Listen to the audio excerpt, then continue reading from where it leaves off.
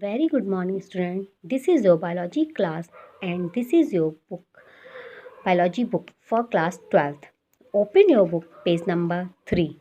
The first chapter of a 12th class biology, reproduction in organism. Now we are going, what is reproduction? जैसा कि हम सभी को पता है कि अर्थ पर प्रेजेंट एवरी ऑर्गेनिज्म मॉर्टल है। मतलब एक टाइम के बाद उसकी जो डेथ है वो निश्चित है कि एक टाइम के बाद डेथ होनी है। तो रिप्रोडक्शन के प्रोसेस के थ्रू ऑर्गेनिज्म जो है वो एक न्यू जनरेशन को फॉर्म करते हैं, जिससे कि लाइफ की कंटिन्यूटी बनी रहती है। इस प्रोसेस को हम जो एक न्यू इंडिविजुअल के फॉर्म होने की जो प्रोसेस है वो रिप्रोडक्शन कहलाती है। Reproduction is a biological process of formation of new offspring from the pre-existing organism. pre-existing organism से एक न्यू ऑर्गेनिज्म का फॉर्म होना ही रिप्रोडक्शन कहलाता है। Now next second topic is life span. The period from birth to the natural death of an organism represent its life span. Birth से लेकर death तक का जो ऑर्गेनिज्म का टाइम पीरियड होता है उसे हम लाइफ स्पैन कहते हैं। और अलग अलग ऑर्गेनिज्म में जो लाइफ स्पैन है वो अलग अलग होता है। जैसे कि यहाँ पे कुछ एग्जाम्पल दिखाई दे रहे हैं कि एलिफेंट का जो लाइफ स्पैन है वो 60 to 70 ईयर्स का है। रोज़ 5 to 7 ईयर तक इसका लाइफ स्पैन है। इसी तरीके से डॉग 20 to 30 ईयर्स तक रहता है। बटरफ्लाई 1 to 2 वीक, काफ़ी स्मॉल लाइफ स्पैन है बटरफ्लाई का 1 to 2 वीक। क्रो 15 ईयर्स तक। बनाना ट्री 25 ईयर। काऊ का 20 to 25 years. Parrot 140 years. Parrot 140 years. Crocodile 60 years. Horse 60 years. Fruit fly 30 days। Rice plant 3 to 4 months। टर्टवाइज 100 to 150 years. Banyan tree 200 years. Banyan tree सबसे long time तक survive करने वाला plant है। And butterfly smallest life span जो है वो butterfly का। और next topic is mode of reproduction. कि रिप्रोडक्शन जो है वो मेनली कितने टाइप के होते हैं? तो रिप्रोडक्शन मेनली 2 टाइप के होते हैं। First asexual reproduction, second sexual reproduction. तो ये तो सभी को पता है, हम 9th क्लास से पढ़ते चले आ रहे हैं। When the offspring is produced by single parent with or without the involvement of gamete formation, the reproduction is called asexual reproduction. जिस तरीके के रिप्रोडक्शन में किसी प्रकार का सिर्फ सिंगल पेरेंट इन्वॉल्व होगा, किसी प्रकार के गैमेट का फ्यूज़न नहीं होता है, वो एसेक्सुअल रिप्रोडक्शन कहलाता है। Second is sexual reproduction. When 2 parent opposite sex participate in reproduction process and also involve the fusion of male and female gamete, it is called sexual reproduction. Sexual reproduction में 2 parent participate करते हैं क्योंकि opposite sex होते हैं, एक male and एक female. इनके gamete की फ्यूज़न, इनमें गैमेट का फ्यूज़न होता है जिससे जाइगोट का फॉर्मेशन होता है और जाइगोट से एक एम्ब्रियो या चाइल्ड का डेवलपमेंट होता है, जिसे हम सेक्सुअल रिप्रोडक्शन कहते हैं। तो एसेक्सुअल रिप्रोडक्शन जो है उसको हम लोगों ने मेनली कई पार्ट्स में डिवाइड किया है। तो इसका फर्स्ट पार्ट है vegetative reproduction. Vegetative reproduction mainly 2 type का होता है, एक natural vegetative reproduction and second is artificial vegetative reproduction. Vegetative reproduction, regeneration of new plant from a part of the vegetative organ is called vegetative reproduction or vegetative propagation.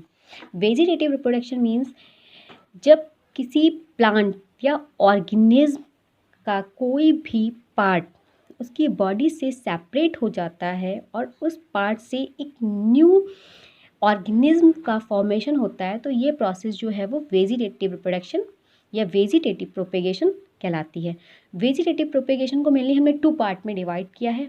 First natural vegetative reproduction and second is artificial vegetative reproduction. तो natural vegetative propagation means in natural vegetative propagation a portion is detached from the body of mother plant mother organism and grows into a new independent plants या organism under suitable condition। Means जब suitable conditions में या favourable conditions में एक plant का part खुद से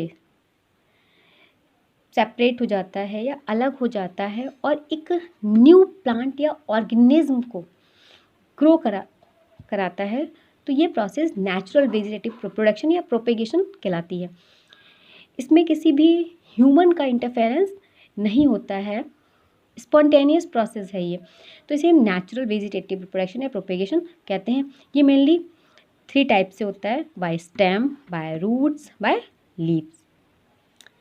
जब प्लांट की कोई स्टेम प्लांट से अलग हो जाती है, किसी भी चीज़ से या किसी भी तरह से अलग हो जाती है एंड उस स्टेम से एक न्यू प्लांट का ग्रो होता है, जो वो आपका बाय स्टेम के थ्रू रिप्रोडक्शन कहलाएगा।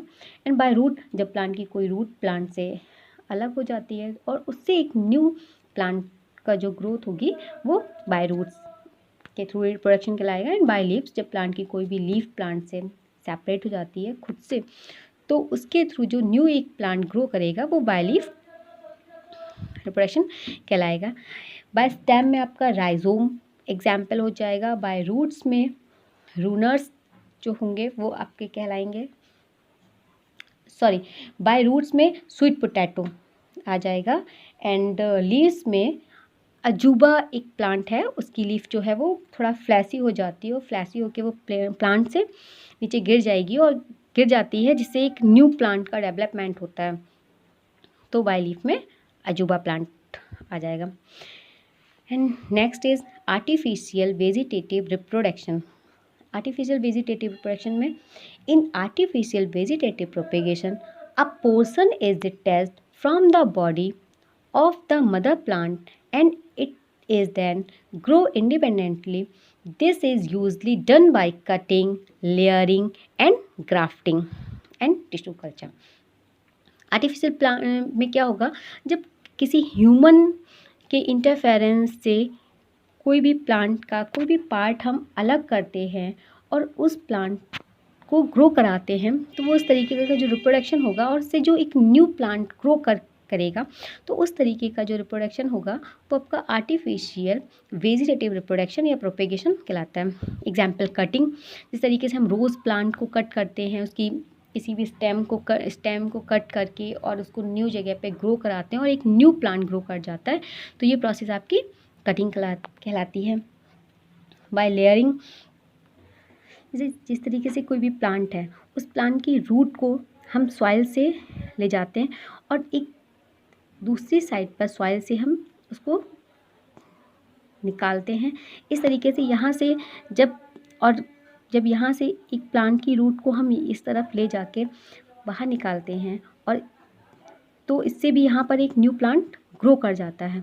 ये जो प्रोसेस होती है ये क्या कहलाएगी, बाय लेयरिंग, कि एक प्लांट से ही यहाँ पर दूसरे प्लांट का फॉर्मेशन हो रहा है, तो ये प्रोसेस क्या कहलाती है, लेयरिंग। जैसे कि यहाँ दिखाया गया लेयरिंग को अच्छे से, कि एक प्लांट है, वेल डेवलप्ड प्लांट, इस प्लांट की किसी भी एक स्टेम को हमने सॉइल में अंदर से सॉइल में दबाकर उसको सेकंड साइड से हमने निकालते हैं। तो यहाँ पर जब हमने एक ब्रांच को यहाँ पर निकाला, तो यहाँ पे नीचे देखिए आप रूट ग्रो कर गई। रूट ग्रो करने के बाद में और ये प्लांट एक न्यू प्लांट में कन्वर्ट हो जाएगा, तो ये जो प्रोसेस होती है ये कहलाती है लेयरिंग। इसी तरीके से जो ग्राफ्टिंग के प्रोसेस होती है, इसमें एक हम लोग बैड वैरायटी के प्लांट को हम यहाँ से इस तरीके से कट कर देते हैं और इसके ऊपर एक अच्छी वैरायटी के प्लांट की स्टेम को जब हम लगाते हैं, इस तरीके से बाइंड करते हैं, तो ये जो प्रोसेस होती है वो ग्राफ्टिंग कहलाती है। Our next topic is tissue culture. Tissue culture में एक प्लांट के किसी भी पार्ट को हम आर्टिफिशियल मीडियम में ग्रो कराते हैं और एक न्यू प्लांट डेवलप होता है। तो ये जो प्रोसेस होती है आर्टिफिशियल मीडियम में ग्रो कराने की जो प्रोसेस होती है वो टिश्यू कल्चर या माइक्रो प्रोपेगेशन कहलाती है। जैसे इसमें दिखाया जा रहा है कि एक प्लांट के छोटे से पार्ट या कोई भी सेल या टिश्यू को हमने अलग किया, अलग करके हमने उसको आर्टिफिशियल मीडियम में आर्टिफिशियल न्यूट्रिएंट्स प्रोवाइड करा के उसको हमने ग्रो कराया और एक इस तरीके से प्लांट टेस्ट ट्यूब के अंदर या किसी बीकर या फ्लास्क के अंदर प्लांट का ग्रो कराना जो है वो आपका टिश्यू कल्चर कहलाता है। Now you have read page number 5, 6 and 7. In next video, you will be studied about regeneration, budding, fission, etc. Thank you.